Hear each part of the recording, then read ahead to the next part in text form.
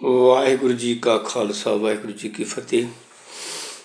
ਮੈਂ ਇਹਨਾਂ ਵੀਡੀਓਜ਼ ਨੂੰ ਦੇਖਣ ਸੁਣਨ ਵਾਲਿਆਂ ਤੋਂ ਅਤੇ ਉਸ ਅਕਾਲ ਪੁਰਖ ਵਾਹਿਗੁਰੂ ਸੱਚੇ ਸਤਿਗੁਰੂ ਤੋਂ ਖਿਮਾ ਦਾ ਜਾਚਕ ਹਾਂ ਕਿ ਇਸ ਵਿਸ਼ੇ ਦੀ ਆਰੰਭਤਾ ਵਿੱਚ ਪਹਿਲੇ ਪਾਠ ਦੇ ਦੌਰਾਨ ਗੁਰਬਾਣੀ ਦੀ ਇੱਕ ਪੰਕਤੀ ਦਾ ਉਚਾਰਨ ਅਸ਼ੁੱਧ ਹੋ ਗਿਆ ਹੈ।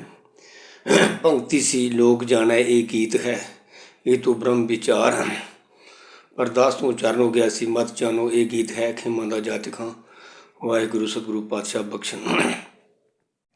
ਤੋ ਅੱਜ ਇਸ ਵਿਸ਼ੇ ਦਾ ਤੀਜਾ ਪਾਠ ਹੈ। ਗੁਰੂ ਗ੍ਰੰਥ ਸਾਹਿਬ ਜੀ ਮਹਾਰਾਜ ਦੀ ਮਾਨਤਾ ਅਸੀਂ ਵਿਚਾਰ ਕਰ ਰਹੇ ਹਾਂ। ਤੋ ਗੁਰੂ ਗ੍ਰੰਥ ਸਾਹਿਬ ਜੀ ਵਿੱਚ ਇਹ ਵੀ ਇੱਕ ਬਹੁਤ ਵੱਡੀ ਮਹਾਨਤਾ ਦਾ ਗਿਆਨ ਪ੍ਰਾਪਤ ਹੈ ਕਿ ਬਹੁਤ ਸਾਰੇ ਬਣਾਏ ਗਏ ਇਨਸਾਨ ਵੱਲੋਂ ਭਿੰਨ ਭਿੰਨ ਫਿਰਕਿਆਂ ਵਿੱਚੋਂ ਕਿਸੇ ਵੀ ਫਿਰਕੇ ਨੇ ਔਰਤ ਜ਼ਾਤ ਨੂੰ ਇਤਨਾ ਵੱਡਾ ਮਾਣ, ਇਤਨਾ ਵੱਡਾ ਸਤਿਕਾਰ ਨਹੀਂ ਦਿੱਤਾ ਜਿਸ ਦੀ ਉਹ ਹੱਕਦਾਰ ਸੀ। ਹਰ ਫਿਰਕੇ ਨੇ ਔਰਤ ਨੂੰ ਮਰਦ ਤੋਂ ਹਮੇਸ਼ਾ ਨੀਵਾਂ ਹੀ ਦੱਸਿਆ, ਨੀਚ ਹੀ ਦੱਸਿਆ, ਬਲਕਿ ਜਾਨਵਰਾਂ ਨਾਲ ਤੁਲਨਾ ਦਿੱਤੀ। ਪਰ ਗੁਰੂ ਪਾਤਸ਼ਾਹ ਜੀ ਨੇ ਔਰਤ ਜ਼ਾਤ ਨੂੰ ਪੂਰਨ ਮਾਣ ਬਖਸ਼ਿਆ ਜਿਸ ਦੀ ਉਹ ਹੱਕਦਾਰ ਸੀ। ਜਿਵੇਂ ਅਸੀਂ ਆਸਾ ਜੀ ਦੀ ਵਾਰ ਵਿੱਚ ਸ਼ਲੋਕ ਮਹਿਲਾ ਪਹਿਲਾ ਪੜ੍ਹਦੇ ਹਾਂ, ਭੰਡ ਜੰਮੀ ਹੈ, ਭੰਡ ਨਿਮੀ ਹੈ, ਭੰਡ ਮੰਗਣ ਵਿਆ। ਭੰਡ ਤੋਂ ਭਾਵ ਇਸਤਰੀ ਜਿਸ ਨੂੰ ਭੰਡਿਆ ਜਾਂਦਾ ਸੀ, ਨੀਵਾਂ ਆਖਿਆ ਜਾਂਦਾ ਸੀ। ਇਹਦੇ ਵਿੱਚੋਂ ਹੀ ਬੰਦਾ ਜੰਮਦਾ। ਭੰਡ ਜੰਮੀ ਹੈ, ਭੰਡ ਨਿਮੀ ਹੈ। ਨਿਮੀ ਹੈ ਮੈਨੇ ਔਰਤ ਦੇ ਪੇਟ ਵਿੱਚ ਹੀ ਇਨਸਾਨ ਤਿਆਰ ਹੁੰਦਾ। ਭੰਡ ਮੰਗਣ ਵਿਆਹ, ਫਿਰ ਔਰਤ ਨਾਲ ਹੀ ਮੰਗਣੀ ਹੁੰਦੀ ਹੈ, ਵਿਆਹ ਹੁੰਦਾ। ਭੰਡੂ ਹੋਵੇ ਦੋਸਤੀ, ਭੰਡੂ ਚੱਲੈਰਾ, ਫਿਰ ਭੰਡ ਨਾਲ ਮਨ ਦੋਸਤੀ ਹੋ ਜਾਂਦੀ ਹੈ ਅਤੇ ਇਹਦੇ ਰਾਹੀਂ ਹੀ ਅੱਗੇ ਸਮਾਜ ਚੱਲਦਾ ਹੈ, ਦੁਨੀਆ ਦਾ ਰਾਹ ਚੱਲਦਾ ਹੈ। ਭੰਡ ਮੁਆ ਭੰਡ ਭਾਲੀ ਹੈ, ਭੰਡ ਹੋਇਆ ਬੰਦਾਨ। ਕਿਸੇ ਦੀ ਇੱਕ ਔਰਤ ਗੁਜ਼ਰ ਜਾਂਦੀ ਹੈ ਤਾਂ ਦੂਜੀ ਔਰਤ ਵਿਆਹ ਲਿਆਉਂਦਾ ਹੈ। ਇਹਦੇ ਨਾਲ ਹੋਰ ਅੱਗੇ ਬੰਦਾਨ ਰਿਸ਼ਤਾ ਨਾਤਾ ਵੱਧਦਾ ਹੈ। ਅਤੇ ਫਿਰ ਗੁਰੂ ਸਾਹਿਬ ਕਹਿੰਦੇ ਨੇ ਬਈ ਸੋ ਕਿਉਂ ਮੰਦਾ ਆਖਿਆ ਜੀ ਜੰਮੇ ਰਾਜਾਨ। ਇੱਥੇ ਸੰਸਾਰ 'ਤੇ ਕਿ ਮਰਦ ਜਿੰਨਾ ਮਰਜ਼ੀ ਵੱਡਾ ਰਾਜਾ ਮਹਾਰਾਜਾ ਬਣ ਜਾਏ, ਪੀਰ ਅਵਤਾਰ ਬਣ ਜਾਏ, ਪਰ ਉਹ ਔਰਤ ਨੂੰ ਮੰਦਾ ਕਿਵੇਂ ਕਹਿ ਸਕਦਾ? ਕਿਉਂਕਿ ਹਰ ਇੱਕ ਨੇ ਜਨਮ ਤਾਂ ਔਰਤ ਤੋਂ ਹੀ ਲਿਆ। ਇਸ ਲਈ ਸੋ ਕਿਉਂ ਮੰਦਾ ਆਖੀਏ, ਉਸਨੂੰ ਮੰਦਾ ਕਿਵੇਂ ਕਿਹਾ ਜਾਏ? ਜਿਤ ਜੰਮੇ ਰਾਜਾਨ, ਜਿਹਦੇ 'ਚੋਂ ਰਾਜੇ ਮਹਾਰਾਜੇ ਵੀ ਜਨਮ ਲੈਂਦੇ ਨੇ। ਸਾਡੇ ਇਤਿਹਾਸ ਵਿੱਚ ਮਹਾਰਾਜਾ ਰਣਜੀਤ ਸਿੰਘ ਜੈਸੇ ਸੂਰਮੇ, ਹਰੀ ਸਿੰਘ ਨਲਵੇ ਜੈਸੇ ਸੂਰਮੇ, ਗੁਰੂ ਗੋਬਿੰਦ ਸਿੰਘ ਪਾਤਸ਼ਾਹ ਵਰਗੇ ਸੰਤ ਸਿਪਾਹੀ, ਇਹ ਸਭ ਔਰਤ ਦੇ ਕੁੱਖ ਤੋਂ ਹੀ ਜਨਮ ਲੈ ਕੇ ਆਏ ਸਨ। ਤੋ ਅਸੀਂ ਔਰਤ ਨੂੰ ਨੀਵਾਂ ਕਿਵੇਂ ਕਹਿ ਸਕਦੇ ਹਾਂ? ਪੰਡੂ ਹੀ ਪੰਡੂ ਉਪਜੈ, ਭੰਡਾ ਬਾਝ ਨਾ ਕੋਈ। ਔਰਤ ਤੋਂ ਹੀ ਅੱਗੇ ਔਰਤ ਵੀ ਪੈਦਾ ਹੁੰਦੀ ਹੈ। ਔਰਤ ਤੋਂ ਬਿਨਾਂ ਕੋਈ ਨਹੀਂ ਹੋ ਸਕਦਾ। ਭੰਡਾ ਬਾਝ ਨਾ ਕੋਈ, ਔਰਤ ਤੋਂ ਬਿਨਾਂ ਕੋਈ ਜਨਮ ਲੈ ਹੀ ਨਹੀਂ ਸਕਦਾ। ਨਾਨਕ ਭੰਡਾ ਬਾਹਰਾ ਏਕੋ ਸੱਚਾ ਸੋਏ। ਔਰਤ ਤੋਂ ਬਿਨਾਂ ਅਗਰ ਕਿਸੇ ਦੀ ਹੋਂਦ ਹੈ ਤਾਂ ਉਹ ਕੇਵਲ ਇੱਕ ਸੱਚੇ ਪਰਮਾਤਮਾ ਵਾਹਿਗੁਰੂ ਦੀ ਹੈ, ਜਿਸ ਦਾ ਕੋਈ ਮਾਤਾ ਪਿਤਾ ਨਹੀਂ ਹੈ, ਜੋ ਜਨਮ ਮਰਨ ਗੇੜ ਤੋਂ ਰਹਿਤ ਹੈ। ਬਾਕੀ ਤਾਂ ਸਾਰਾ ਸੰਸਾਰ ਹੀ ਔਰਤ ਤੋਂ ਜਨਮ ਲੈ ਕੇ ਆਉਂਦਾ। ਤੋ ਜਿਤ ਮੁਖ ਸਦਾ ਸਲਾਹੀਆ ਭਾਗਾਂ ਰੱਤੀ ਚਾਰ, ਨਾਨਕ ਤੇ ਮੁਖ ਉਜਲੇ ਤੇ ਸੱਚਾ ਦਰਬਾਰ। ਔਰਤ ਤੋਂ ਜਨਮ ਲੈ ਕੇ ਅਸੀਂ ਇਸ ਮੁਖ ਨਾਲ ਪਰਮਾਤਮਾ ਦੀ ਸਿਫਤ ਸਲਾਹ ਕਰਦੇ ਹਾਂ ਅਤੇ ਸਾਡੇ ਭਾਗ ਜਾਗਦੇ ਹਨ। ਮੁੱਖ ਅਸਲੀ ਸੰਸਾਰ ਦੇ ਉਹਨਾਂ ਦੀ ਉਜਲੇ ਨੇ ਸੱਚੇ ਦਰਬਾਰ ਵਿੱਚ, ਜਿਹੜੇ ਇਹ ਸੱਚ ਗਿਆਨ ਨੂੰ ਦ੍ਰਿੜ ਕਰਦੇ ਨੇ, ਇਨਸਾਨੀਅਤ ਦੀ ਬਰਾਬਰੀ ਜਿਹੜੀ ਇਸ ਨੂੰ ਜਿਹੜੇ ਸਮਝਦੇ ਨੇ। ਤੋ ਇਹ ਇਤਨਾ ਵੱਡਾ ਮਾਣ ਗੁਰੂ ਸਾਹਿਬ ਨੇ ਔਰਤ ਨੂੰ ਦਿੱਤਾ। ਔਰਤ ਨੂੰ ਇੱਕ ਕੇਵਲ ਸਰੀਰਕ ਭੋਗ ਵਿਲਾਸ ਦਾ ਇੱਕ ਸਮਾਨ ਹੀ ਨਹੀਂ ਸਮਝਣਾ ਚਾਹੀਦਾ। ਇਸ ਵਾਸਤੇ ਗੁਰਮਤਿ ਵਿੱਚ ਇਤਨਾ ਮਾਣ ਹੈ ਕਿ ਦੇਖ ਪਰਈਆਂ ਚੰਗੀਆਂ ਮਾਵਾਂ ਧੀਆਂ ਭੈਣਾਂ ਜਾਣਾ ਦਾ ਉਪਦੇਸ਼ ਹੈ। ਪਰ ਤ੍ਰਿਆ ਰੂਪ ਨਾ ਪੇਖ ਨੇਤਰ। ਇਹਨਾਂ ਅੱਖਾਂ ਨਾਲ ਪਰਾਈ ਇਸਤਰੀ ਦਾ ਰੂਪ ਬੁਰੀ ਨਿਗਾਹ ਨਾਲ, ਮਾੜੀ ਨੀਤ ਨਾਲ ਨਹੀਂ ਵੇਖਣ ਦਾ ਇਤਨੀ ਤੱਕ ਮਨਾਹੀ ਹੈ। ਅੱਜ ਸੰਸਾਰ ਦੇ ਵਿੱਚ ਔਰਤ ਜ਼ਾਤ ਦੀ ਬਹੁਤ ਤਰਾਸਦੀ ਹੈ, ਬਹੁਤ ਮਾੜੀ ਹਾਲਤ ਹੈ। ਸਾਡੇ ਦੇਸ਼ ਦੇ ਵਿੱਚ ਕੁਝ ਮਿੰਟਾਂ ਦੇ ਵਿੱਚ ਹੀ ਇੱਕ ਔਰਤ ਦੀ ਇੱਜ਼ਤ ਲੁੱਟੀ ਜਾਂਦੀ ਹੈ। ਫਿਰ ਦਹੇਜ ਦੇ ਕਾਰਨ ਕਿੰਨੀਆਂ ਸਾੜੀਆਂ ਬਾਲੀਆਂ ਮਾਰੀਆਂ ਜਾਂਦੀਆਂ ਨੇ। ਬਹੁਤ ਬੇਅਦਬੀ, ਔਰਤ ਵਿਕ ਰਹੀ ਹੈ, ਪੈਸੇ ਨਾਲ ਔਰਤ ਨੂੰ ਵੇਚਿਆ ਜਾ ਰਿਹਾ। ਇਹ ਸਾਰੀਆਂ ਗੱਲਾਂ ਗੁਰੂ ਗ੍ਰੰਥ ਸਾਹਿਬ ਜੀ ਸਖਤ ਮਨਾਹੀ ਹੈ ਇਹਦੇ ਵਿੱਚ। ਬਲਕਿ ਪਰ ਇਸਤਰੀ ਗਮਨ ਕਰਨ ਵਾਲਾ ਬੰਦਾ ਤਾਂ ਆਪਣੇ ਧਰਮ ਤੋਂ ਗਿਰਿਆ ਹੋਇਆ ਪਤਿਤ ਗਿਣਿਆ ਜਾਂਦਾ ਹੈ। ਤਾਂ ਇਤਨਾ ਵੱਡਾ ਮਾਣ ਗੁਰੂ ਸਾਹਿਬ ਨੇ ਇਸ ਇਨਸਾਨ ਦੇ ਇਸ ਔਰਤ ਰੂਪ ਨੂੰ, ਮਾਦਾ ਰੂਪ ਨੂੰ ਦਿੱਤਾ ਹੈ। ਤਾਂ ਇਹ ਵੀ ਬਹੁਤ ਵੱਡੀ ਮਹਾਨਤਾ ਹੈ ਗੁਰੂ ਗ੍ਰੰਥ ਸਾਹਿਬ ਜੀ ਦੀ ਮਹਾਰਾਜ ਦੀ। ਗੁਰੂ ਗ੍ਰੰਥ ਸਾਹਿਬ ਜੀ ਦੀ ਜਿਹੜੀ ਰਚਨਾ ਹੈ ਇਹਦੇ ਵਿੱਚ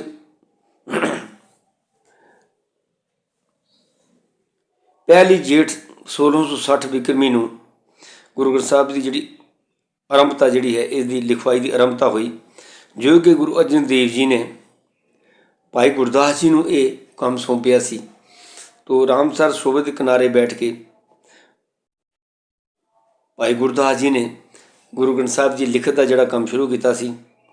तो पहली जेठ संमत 1660 विक्रमी ਨੂੰ आरंभ होया ਅਤੇ पूरे 15 ਮਹੀਨਿਆਂ बाद भादो विधि अमावस 1661 ਨੂੰ सिरे चढ़िया। इस बीड़ ਵਿੱਚ पहला मूल मंत्र गोबिंद देव जी ने आप लिखिया सी। ਇਹ ਜਿਹੜੀ ਗੁਰੂ ਗ੍ਰੰਥ ਸਾਹਿਬ ਜੀ ਦੀ ਪਹਿਲੀ ਬੀੜ ਰਚਨਾ ਹੋਈ ਸੀ, ਜਿਸ ਨੂੰ ਆਦਿ ਬੀੜ ਵੀ ਕਿਹਾ ਜਾਂਦਾ ਹੈ। ਇਹਦੇ ਵਿੱਚ ਮੂਲ ਮੰਤਰ ਗੋਬਿੰਦ ਦੇਵ ਜੀ ਦੇ ਆਪਣੇ ਹੱਥੀਂ ਲਿਖਿਆ ਸੀ। ਇਸ ਬੀੜ ਵਿੱਚ 5751 ਸ਼ਬਦ ਦਰਜ ਹਨ। ਇਸ ਬੀੜ ਦੇ ਕੁੱਲ 975 ਪੰਨੇ ਸਨ।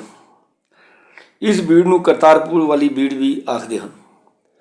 ਆਪ ਜੀ ਨੇ ਇਸ ਗੁਰੂ ਗ੍ਰੰਥ ਸਾਹਿਬ ਜੀ ਦੀ ਆਦਿ ਬੀੜ ਦਾ ਪਹਿਲਾ ਪ੍ਰਕਾਸ਼ ਸ੍ਰੀ ਦਰਬਾਰ ਸਾਹਿਬ ਅੰਮ੍ਰਿਤਸਰ ਵਿਖੇ 16 ਅਗਸਤ 1604 ਨੂੰ ਭਾਦੋ ਸੁਦੀ ਏਕਮ ਨੂੰ ਕਰਵਾਇਆ ਤੇ ਪਹਿਲੇ ਗ੍ਰੰਥੀ ਬਾਬਾ ਬੁੱਢਾ ਜੀ ਨੂੰ ਮਾਣ ਪ੍ਰਾਪਤ ਹੋਇਆ। ਦਰਬਾਰ ਸਾਹਿਬ ਪਹਿਲੇ ਗ੍ਰੰਥੀ ਬਾਬਾ ਬੁੱਢਾ ਜੀ ਨੂੰ ਨਿਯੁਕਤ ਕੀਤਾ ਗਿਆ ਗੁਰੂ ਅਰਜਨ ਦੇਵ ਜੀ ਦੀ ਗੁਰਿਆਈ ਦੇ ਦੌਰ ਵਿੱਚ। ਬਾਅਦ ਵਿੱਚ ਸੰਮਤ 1762-63 ਵਿੱਚ ਸ਼੍ਰੀ ਗੁਰੂ ਗੋਬਿੰਦ ਸਿੰਘ ਸਾਹਿਬ 10ਵੇਂ ਪਾਤਸ਼ਾਹ ਜੀ ਨੇ ਸਾਬੋ ਕੀ ਤਲਵੰਡੀ ਵਿਖੇ ਭਾਈ ਮਨਿੰਦਰ ਸਿੰਘ ਜੀ ਤੋਂ ਵੀ ਗੁਰੂ ਗ੍ਰੰਥ ਸਾਹਿਬ ਜੀ ਦੀ ਬੀੜ ਲਿਖਵਾਈ ਸੀ, ਜਿਸ ਦਾ ਨਾਮ ਦਮਦਮੇ ਦੀ ਬੀੜ ਕਰਕੇ ਪ੍ਰਸਿੱਧ ਹੈ। ਅੱਜ ਕੱਲ੍ਹ ਜੋ ਸ਼੍ਰੀ ਗੁਰੂ ਗ੍ਰੰਥ ਸਾਹਿਬ ਜੀ ਮਹਾਰਾਜ ਦੇ ਅਸੀਂ ਦਰਸ਼ਨ ਕਰਦੇ ਹਾਂ, ਇਹ ਉਸ ਦਮਦਮੀ ਬੀੜ ਦੇ ਹੀ ਉਤਾਰੇ ਹਨ।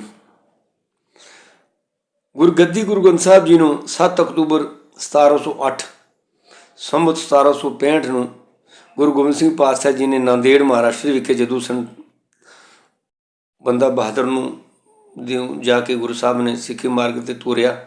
ਉਹਨਾਂ ਦਿਨਾਂ ਦੀ ਗੱਲ ਹੈ ਜਦੋਂ ਗੁਰੂ ਸਾਹਿਬ ਜੋਤੀ ਜੋਤ ਸਮਾਉਣ ਤੋਂ ਪਹਿਲਾਂ ਗੁਰੂ ਸਾਹਿਬ ਨੇ ਗੁਰੂ ਗ੍ਰੰਥ ਸਾਹਿਬ ਜੀ ਨੂੰ ਮੱਥਾ ਟੇਕ ਕੇ, ਜਿਵੇਂ ਗੁਰੂ ਨਾਨਕ ਦੇਵ ਜੀ ਨੇ ਗੁਰੂ ਅੰਗਦ ਦੇਵ ਜੀ ਨੂੰ ਮੱਥਾ ਟੇਕ ਕੇ ਉਹਨਾਂ ਨੂੰ ਅੱਗੇ ਲਈ ਗੁਰੂ ਥਾਪਿਆ ਸੀ, ਗੁਰੂ ਗੋਬਿੰਦ ਸਿੰਘ ਪਾਤਸ਼ਾਹ ਜੀ ਨੇ ਕਿਸੇ ਵਿਅਕਤੀ ਨੂੰ ਗੁਰਗੱਦੀ ਨਹੀਂ ਦਿੱਤੀ, ਇਹ ਜ਼ਿੰਮੇਵਾਰੀ ਨਹੀਂ ਸੌਂਪੀ। ਗੁਰੂ ਗ੍ਰੰਥ ਸਾਹਿਬ ਨੂੰ ਮੱਥਾ ਟੇਕ ਕੇ ਸਾਰੇ ਸਿੱਖ ਕੌਮ ਨੂੰ ਗੁਰੂ ਗ੍ਰੰਥ ਸਾਹਿਬ ਦੇ ਲੜ ਲਗਾਉਣ ਵਾਸਤੇ ਕਿਹਾ। ਇਸ ਸੰਬੰਧ ਵਿੱਚ ਭਾਈ ਪ੍ਰਹਿਲਾਦ ਸਿੰਘ ਜੀ ਦਾ ਇੱਕ ਦੋਹਾ ਵੀ ਜਿਹੜਾ ਹੈ ਉਹ ਪ੍ਰਚਲਿਤ ਹੈ, ਪਰ ਇਸ ਦੋਹੇ ਨੂੰ ਵਿਗਾੜਿਆ ਗਿਆ ਹੈ। ਜਿਹੜਾ ਅਸਲ ਦੋਹਾ ਹੈ ਉਹਦਾ ਸਰੂਪ ਕੁਛ ਹੋਰ ਹੈ। ਅਕਾਰ ਪੁਰਖ ਕੀ ਆ ਗਿਆ ਸੇ ਪ੍ਰਗਟ ਚਲਾਇਓ ਪੰਥ, ਸਭ ਸਿੱਖਣ ਕੋ ਹੁਕਮ ਹੈ ਗੁਰੂ ਮਾਨਿਓ ਗ੍ਰੰਥ। ਪੰਥ ਖਾਲਸਾ ਮਾਣੀਏ ਪ੍ਰਗਟ ਗੁਰਾਂ ਕੀ ਦੇਹ, ਜੋ ਪ੍ਰਭ ਕੋ ਮਿਲ ਬੋ ਚਾਹੇ ਖੋਜ ਇਨੀ ਮਿਲੇ। ਇਸ ਤਰ੍ਹਾਂ ਇਹ ਦੋਹਰਾ ਸੁਣ 'ਚ ਆਇਆ। ਭਾਈ ਪ੍ਰਹਿਲਾਦ ਸਿੰਘ ਨੇ ਉਚਾਰਨ ਕੀਤਾ ਸੀ।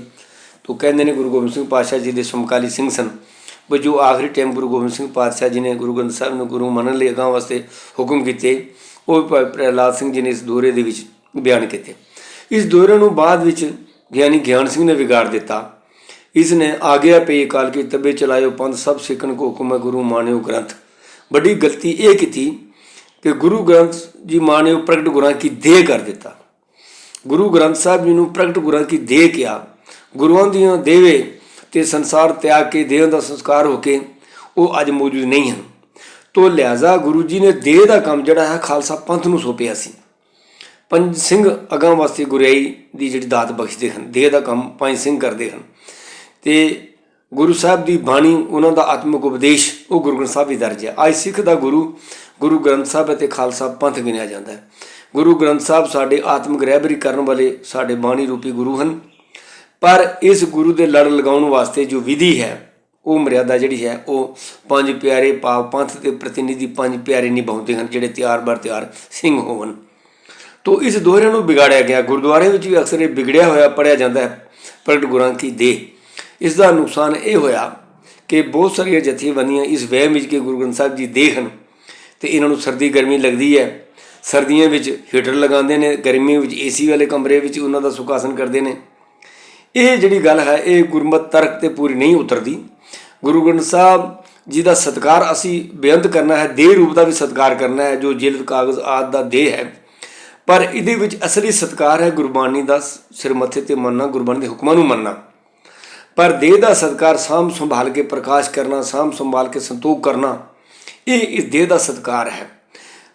ਗੁਰੂ ਗ੍ਰੰਥ ਸਾਹਿਬ ਦੀ ਦੇਹ ਰੂਪ ਯਾਨੀ ਜਿਹੜੀ ਕਾਗਜ਼ ਜਿਲਦ ਵਾਲੀ ਜਿਹੜੀ ਦੇਹ ਹੈ ਇਸ ਦਾ। ਬਾਕੀ ਗੁਰੂ ਸਾਹਿਬ ਦੀ ਪ੍ਰਗਟ ਦੇਹ ਜਿਹੜੀ ਪੰਜ ਤੱਤਵੀ ਸਰੀਰ ਵਾਲੀ ਦੇਹ ਸੀ, ਇਹ ਸਮਝਣਾ ਇਹ ਮਨਮੁਖਤਾ ਹੈ। ਇਹ ਗੁਰਮਤਿ ਸਿਧਾਂਤ, ਗੁਰਮਤਿ ਫਿਲਾਸਫੀ 'ਤੇ ਇਹ ਗੱਲਾਂ ਪੂਰੀ ਨਹੀਂ ਉਤਰਦੀਆਂ। ਨਾ ਹੀ ਗੁਰੂ ਗ੍ਰੰਥ ਸਾਹਿਬ ਦੇ ਲਈ ਹੀਟਰ ਲਗਾਉਣ ਦੀ ਲੋੜ ਹੈ, ਨਾ ਹੀ ਉਹਦੇ ਲਈ ਕੋਈ ਪੱਖੇ ਲਾਉਣ ਦੀ ਲੋੜ ਹੈ, ਨਾ ਏਸੀ ਲਗਾਉਣ ਦੀ ਲੋੜ ਹੈ। ਗੁਰੂ ਗ੍ਰੰਥ ਸਾਹਿਬ ਨੂੰ ਨਾ ਠੰਡ ਲੱਗਦੀ ਹੈ, ਨਾ ਸਰਦੀ ਲੱਗਦੀ ਹੈ। ਸ਼ਬਦ ਰੂਪੀ ਗੁਰੂ ਹੈ, ਉਹ ਠੰਡ ਸਰਦੀ ਗਰਮੀ ਤੋਂ ਰੇ ਤੋਂ ਉੱਪਰ ਹਨ। ਤੋ ਜੇ ਇਹਨੂੰ ਦੇਹ ਸਮਝਾਂਗੇ ਤਾਂ ਖਾਲੀ ਪੱਖੇ ਦੀ ਏਸੀ ਦੀ ਗੱਲ ਨਹੀਂ ਨਾ ਬਣਨੀ, ਫਿਰ ਲੰਗਰ ਪਾਣੀ ਵੀ ਛਕਾਣੇ ਪੈਣੇ ਨੇ, ਦੇਹ ਦੇ ਹੋਰ ਵੀ ਬੜੇ ਕੰਮ ਨੇ। ਤੋ ਲਿਹਾਜ਼ਾ ਇਸ ਤਰ੍ਹਾਂ ਦੀ ਮੂਰਖਤਾ ਭਰੀਆਂ ਗੱਲਾਂ ਜਿਹੜੀਆਂ ਨੇ ਇਹ ਸਾਡੇ ਪੰਥ ਵਿੱਚ ਪ੍ਰਚਲਿਤ ਨਹੀਂ ਹੋਣੀਆਂ ਚਾਹੀਦੀਆਂ। ਇਹਨਾਂ ਬਾਰੇ ਵੀ ਐਸੇ ਹੁਕਮ ਨਿਕਲਣੇ ਚਾਹੀਦੇ ਨੇ ਅਕਾਲ ਤਖਤ ਤੋਂ ਕਿ ਐਸਾ ਨਾ ਕੀਤਾ ਜਾਏ।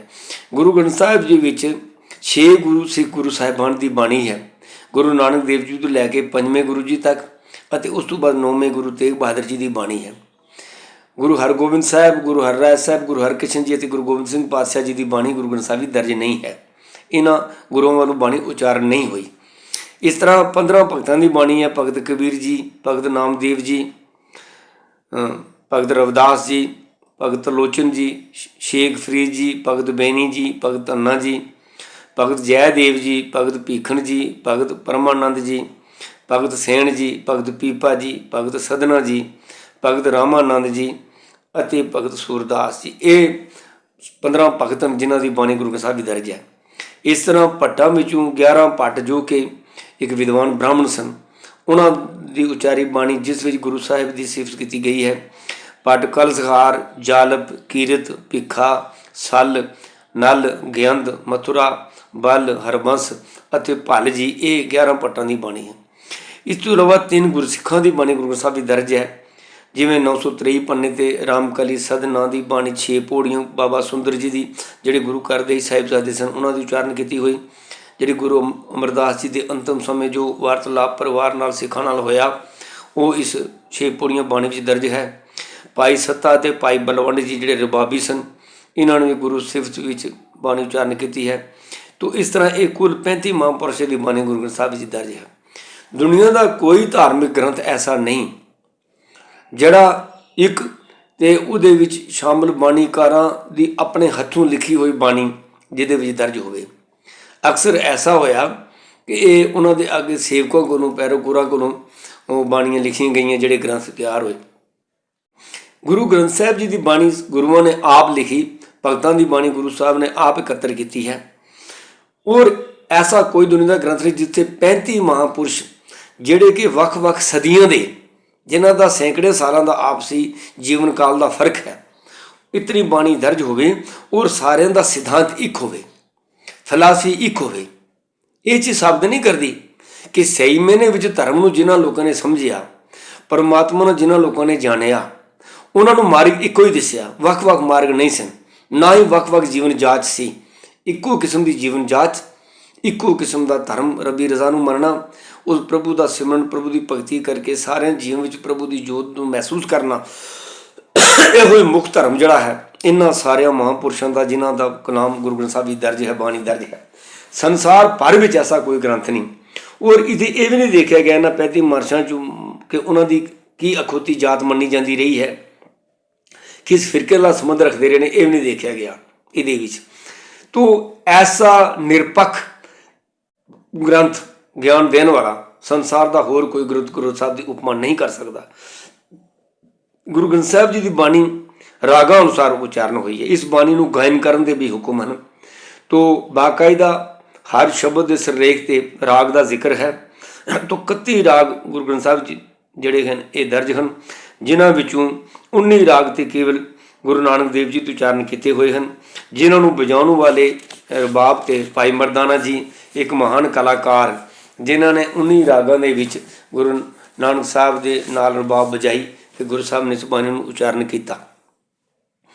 ਗੁਰੂ ਗ੍ਰੰਥ ਸਾਹਿਬ ਦੀ ਮਹਾਨਤਾ ਵਿੱਚ ਹੋਰ ਬਹੁਤ ਸਾਰੀਆਂ ਗੱਲਾਂ ਨੇ। ਗੁਰੂ ਗ੍ਰੰਥ ਸਾਹਿਬ ਮਹਾਰਾਜ ਜਿਹੜੀਆਂ ਮੁੱਖ 3 ਗੱਲਾਂ ਅੱਜ ਸਿੱਖੀ ਜਿਹਦੇ ਵਿੱਚ ਸਮੋਈ ਪਈ ਹੈ, ਬਈ ਇੱਕ ਪਰਮਾਤਮਾ ਦਾ ਨਾਮ ਜਪਣਾ, ਨੇਕ ਕਿਰਤ ਕਰਨੀ ਤੇ ਵੰਡ ਛਕਣਾ, ਇਹ ਗੁਰਮਤਿ ਦਾ ਸਿਧਾਂਤ ਗੁਰੂ ਗ੍ਰੰਥ ਸਾਹਿਬ ਜੀ ਦਿੰਦੇ ਨੇ। ਇੱਕ ਪਰਮਾਤਮਾ ਦੀ ਬੰਦਗੀ ਦੀ ਗੱਲ ਤਾਂ ਅਸੀਂ ਪਿੱਛੇ ਬੜੀ ਵਾਰੀ ਵੀਡੀਓਜ਼ ਵਿੱਚ ਕਰ ਆਏ ਹਾਂ। ਨੇਕ ਕਿਰਤ ਦੀ ਗੱਲ ਗੁਰੂ ਗ੍ਰੰਥ ਸਾਹਿਬ ਵਿੱਚ ਹੈ ਵੀ ਕਮਾਈ ਕਰਕੇ ਖਾਣਾ ਹੈ, ਮੰਗ ਕੇ ਨਹੀਂ ਖਾਣਾ, ਲੁੱਟ ਖਸੁੱਟ ਨਹੀਂ ਕਰਨੀ। ਕਾਲ ਖਾਏ ਕੇ ਚੱਥੂ ਦੇ ਨਾਨਕ ਰਾਹ ਪਛਾਣੇ ਸੇ ਵਾਲਾ ਮਾਰਗ ਹੈ ਤੇ ਪਰਾਇਆ ਹੱਕ ਨਹੀਂ ਮਾਰਨਾ। ਤੀਜੀ ਚੀਜ਼ ਗੁਰੂ ਗ੍ਰੰਥ ਸਾਹਿਬ ਨੇ ਦਿੱਤੀ ਵੰਡ ਛਕਣ ਦੀ। ਵੰਡ ਛਕਣ ਤੋਂ ਭਾਵ ਹੈ ਆਪਣੀ ਨੇਕ ਕਿਰਤ ਵਿੱਚੋਂ ਜ਼ਰੂਰਤਮੰਦ ਦੀ ਜ਼ਰੂਰਤ ਪੂਰੀ ਕਰਨੀ। ਸਾਡੇ ਜਿਹੜੇ ਲੰਗਰ ਨੇ ਇਹ ਜਿੱਥੇ ਜ਼ਰੂਰਤਮੰਦ ਦੀ ਪੇਟ ਦੀ ਭੁੱਖ ਤ੍ਰਿਪਤੀ ਕਰਦੇ ਨੇ, ਉੱਥੇ ਨਾਲ ਸਾਂਝੀ ਵਾਲਤਾ ਦਾ ਸਿਧਾਂਤ ਵੀ ਦਿੰਦੇ ਨੇ। ਇੱਕ ਪੰਗਤੀ 'ਚ ਬੈਠ ਕੇ ਲੰਗਰ ਛਕਿਆ ਜਾਂਦਾ, ਉੱਥੇ ਕੋਈ ਜ਼ਾਤ ਪਾਤ ਦਾ, ਧਰਮੀ ਮਜ਼ਹਬ ਫਿਰਕੇ ਦਾ ਵਿਤਕਰਾ ਨਹੀਂ ਹੁੰਦਾ, ਸਾਂਝਾ ਇੱਕੋ ਤਰ੍ਹਾਂ ਦੀ ਪੰਗਤ ਹੁੰਦੀ ਹੈ ਔਰ ਪੰਗਤੀ ਬੈਠ ਕੇ ਛਕਣ ਦਾ ਹੁਕਮ ਹੈ। ਚਾਹੇ ਕੋਈ ਰਾਜਾ ਮਹਾਰਾਜਾ ਹੋਵੇ, ਕੋਈ ਮਿਨਿਸਟਰ ਪ੍ਰਾइम मिनिस्टर ਹੋਵੇ, ਅਗਰ ਉਸਨੇ ਲੰਗਰ ਛਕਣਾ ਹੈ ਤਾਂ ਉਹਨੂੰ ਸੰਗਤ ਵਿੱਚ ਬੈਠ ਕੇ, ਪੰਗਤ ਵਿੱਚ ਬੈਠ ਕੇ ਹੀ ਲੰਗਰ ਛਕਣਾ ਪੈਣਾ ਹੈ। ਤੋ ਇਹ ਇੱਕ ਸਾਂਝੀਵਾਲਤਾ ਦਾ ਉਪਦੇਸ਼। ਸਰੋਵਰ ਬਣਾਏ ਗਏ, ਉਹਦੇ ਪਿੱਛੇ ਵੀ ਇਹ ਹੋਏ ਸੀ ਵੀ ਲੋਕ ਇਕੱਠੇ ਇੱਕ ਪਾਣੀ 'ਤੇ ਨਹਾਉਂਦੇ ਨੇ ਸਨ, ਜ਼ਾਤਾਂ ਪਾਤਾਂ ਦੇ ਵਿਤਕਰੇ ਕਰਦੇ ਸਨ। ਤੋ ਜੋ ਦਰਸ਼ਨ ਲਈ ਆਵੇਗਾ ਉਹ ਇਸ਼ਨਾਨ ਕਰੇਗਾ, ਤੋ ਉਹ ਇੱਕੋ ਸਰੋਵਰ ਦੇ ਵਿੱਚ ਸਾਰੇ ਚੁਬੀਏ ਮਾਰਨਗੇ। ਇਹ ਕੋਈ ਵਹਿਮ ਭਰਮ ਨਹੀਂ ਕਰਨਾ। ਤੋ ਗੁਰੂ ਗ੍ਰੰਥ ਸਾਹਿਬ ਜੀ ਦੇ ਜਿਹੜਾ ਸਿਧਾਂਤ ਹੈ ਸਾਰੇ ਸੰਸਾਰ ਨੂੰ ਇੱਕ ਸੂਤਰ ਵਿੱਚ ਪਰੋਂਦਾ ਹੈ, ਇੱਕ ਸੂਤਰ ਵਿੱਚ ਪਰੋਂਦਾ ਹੈ। ਇਸ ਤੋਂ ਵੱਡਾ ਮਹਾਨ ਗ੍ਰੰਥ ਹੋਰ ਕੋਈ ਨਹੀਂ। ਔਰ ਇਹਦੇ ਵਿੱਚ ਉਹ ਪਰਮਾਤਮਾ ਦੀ ਪ੍ਰਾਪਤੀ ਦੇ ਉਹ ਗੁਣ ਸਾਰੇ, ਉਹ ਸਾਰੇ ਵਿਸ਼ੇਸ਼ਤਾਵਾਂ ਮੌਜੂਦ ਹਨ।